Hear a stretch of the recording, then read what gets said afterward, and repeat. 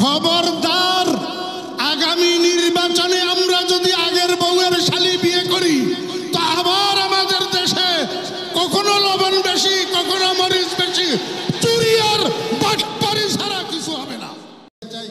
ইসলামী আন্দোলন বাংলাদেশ কি আওয়ামী লীগের দালাল? কি বলেন আপনারা? আওয়ামী লীগকে এদেশ থেকে বিতাড়িত করার জন্য বৈষম্য বিরোধী ছাত্র আন্দোলনের সাথে ঐকমত্য পোষণ করে ৪৪ ধারা ভঙ্গ করে মিছিল নিয়ে বের হয়েছেন আমাদের প্রাণপ্রিয় নেতা সৈয়দ মোহাম্মদ ফয়জুল করিম দামাত বরকাতুহু। কিন্তু আমরা ইতিমধ্যে দেখতে পাইতেছি ফেসবুকের মধ্যে এক বেয়াদব তার আইডি থেকে প্রতিনিয়ত প্রচার করতেছে ইসলামী আন্দোলন আওয়ামী লীগের দালাল। এর থেকে আমরা যেন প্রতারিত না হই। কোনদিন ইসলামী আন্দোলন কারো, শুধু আওয়ামী লীগ নয়, কারো দালাল ছিল না, বর্তমানেও নাই এবং ভবিষ্যতেও ইসলামী আন্দোলন কারো দালালি করবে না।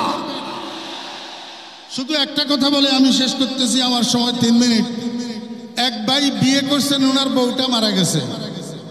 এখন বউ মারা যাওয়ার পরে ওনাকে সবাই বলতেছে ওনার একটা শালি আছে, শালিটা বিয়ে করার জন্য। তো উনি বলতেছেন যে আমি শালিটা বিয়ে করব না, কারণ আমার বউ যেটা মারা গেছে সেটাও তরকারি রান্না করতে জানে না, একদিন লবণ বেশি, একদিন মরিচ বেশি। এখন যদি শালি বিয়ে করি তো এইটাও তরকারি রান্না করতে জানবে না, একদিন লবণ বেশি, একদিন মরিচ বেশি হবে। আমার ভাইরা, আমি আপনাদেরকে বলতে চাই, আমাদের দেশের পরিভাষায় বলে আগের বউয়ের শালি, অর্থাৎ আগের বউয়ের বোন, মানে এটা আগের বউয়ের শালি। ওই আগেরটা যেরকম পরেরটাও সেরকম।